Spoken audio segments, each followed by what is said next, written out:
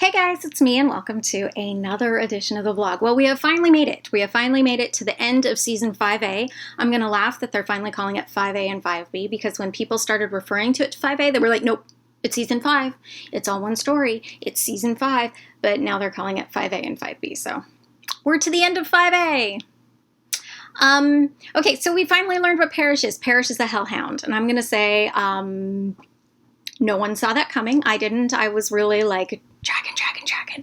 But you know what? I'm kind of happy because one, as they pointed out in the show, it is kind of the balance to Lydia. They're both, I wouldn't say harbingers of death, but they're both death related. And so I kind of liked that that's all tied together, that maybe that's part of why they're drawn together, other than they're just cute. And also, it does actually tie in. He's like a supernatural deputy. I kind of like that. I don't think they've quite figured that part out yet, but, you know, I like that. So we finally learned what the Dread Doctors are there for, all in the very last second. I'm a little annoyed about that, but they're there for Parrish. It's all has to do with Parrish. And Theo, as the promo gave away, he's there for the pack. He wants the evil versions of the pack. He wants the coyote that kills. He wants the angry beta. He wants the dark kitsune. He wants the banshee, and he wants Void Styles.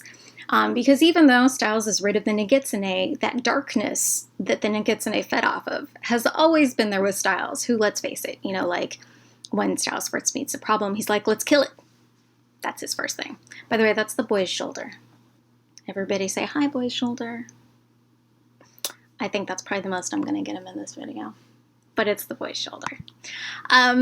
Okay, so the episode was Status Asthmaticus. Oh, we got his ear. That's awesome.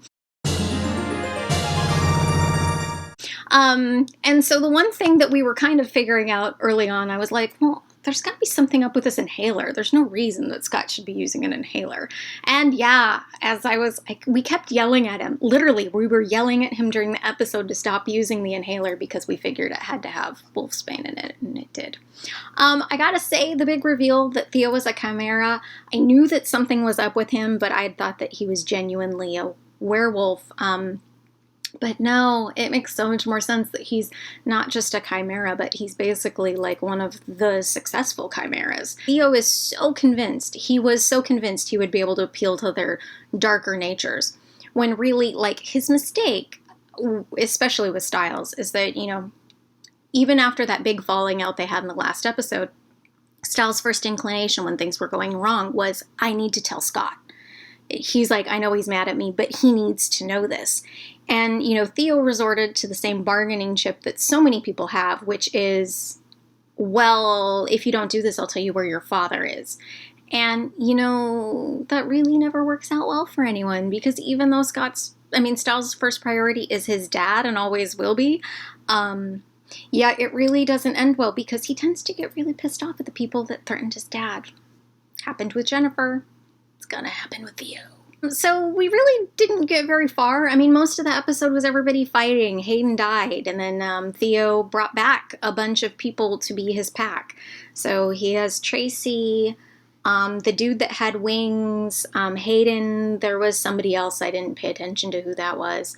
And so here's kind of what I'm thinking. I'm honestly wondering whether or not Lydia's actually in Eichen House, because Theo did the claw thing, and obviously I don't think he was very careful about that, and we've seen warnings from the very beginning about how dangerous this is, and how you have to actually know what you're doing.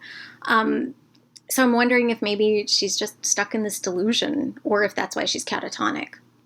But certainly the fact that she was seeing Aiden in the very beginning of the season, I mean, that made me wonder if this is really all the Dread Doctor's doing. Because, I mean, if anything, Lydia's the one that could tell them what's going on. So if they screw with their head, then she can't tell anybody. Beyond that, you know, I complain a lot about the hashtags.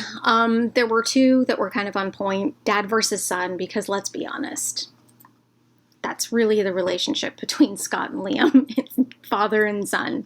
Theo really did manipulate Liam more than anyone else. Because, yeah, we all know how powerful that whole concept of, like, first love is. So, it was an interesting parallel to Allison. at least Hayden isn't dead, I guess. So maybe there is a chance to save her now that she's been resurrected. I don't know. I just see that ending badly on all fronts. So stuff I liked. I actually got to see a lot of Malia's coyote-ness in that I don't know that she's necessarily a trickster, but she's definitely someone who doesn't necessarily get involved a lot, but she sees everything. So she figured out about Donovan just by watching Stiles. She's figured out a lot of things that were going on, people's true natures, things like that. I mean, she really wasn't falling for Theo's bait, although, I think she wants to learn how to transform, but that's because her mom's back. Speaking of that, Brayden! So excited about Brayden. And I know most of the fans are like, maybe this means we get Derek. And I was like, probably not, but you know what? Brayden! Yeah, if you really think that Scott's the alpha of the pack, it's kind of Melissa.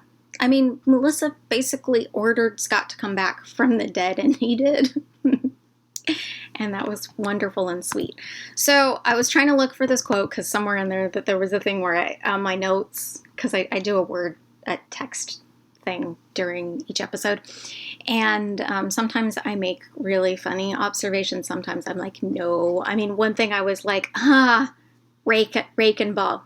Theo was a raking ball. I get it.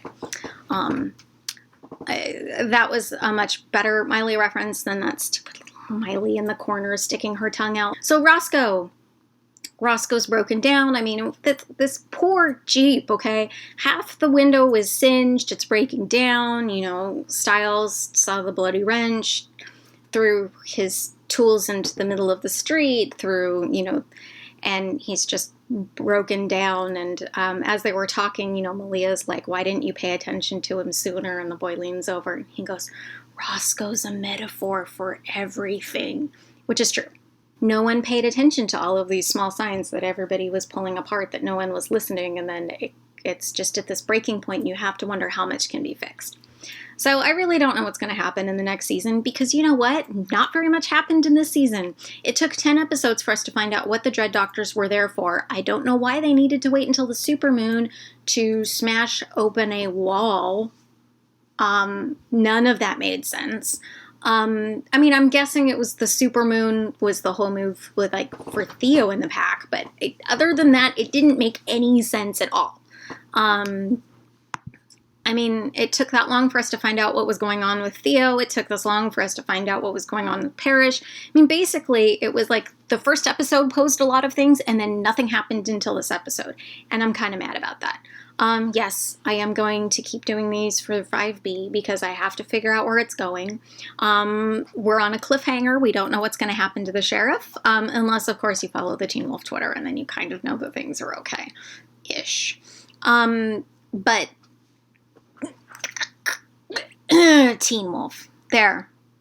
Maybe I should just make that my intro right there, that face. All right, well, you guys, I really think that's it for me. I can't improve on this. It's probably incoherent. If you guys liked my videos, you can subscribe to my YouTube channel. In between now and when Teen Wolf comes back, there will be other episodes about other things. I'm going to be doing this for Agent Carter, which will probably have a lot less angry faces. I don't know if I'm going to cosplay, though, for Agent Carter. Just saying. You can find me all over the internet. I have a webpage. It's WhitneyDrake.com. I'm on Twitter. I'm at WhitneyD. I have a Facebook page. It is Geek Pirate Mom. I have an Instagram account. I am Whitney Drake. That's all one word. I post a lot of fashion pictures and beauty and just lots of pictures of this face. And some of my kids. And I'm on Tumblr. I am Winged Kiari. That's not always safe for work, but I do post Teen Wolf stuff and fic. And there are some other places that I haven't mentioned, but if you go to my website, WhitneyDrake.com, you can find links to all of my social media accounts.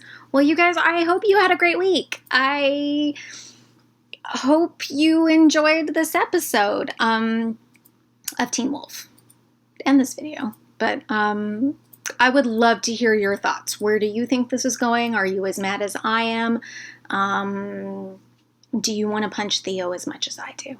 I really want to punch Theo. All right. That's it, guys. I'll talk to you later. Bye.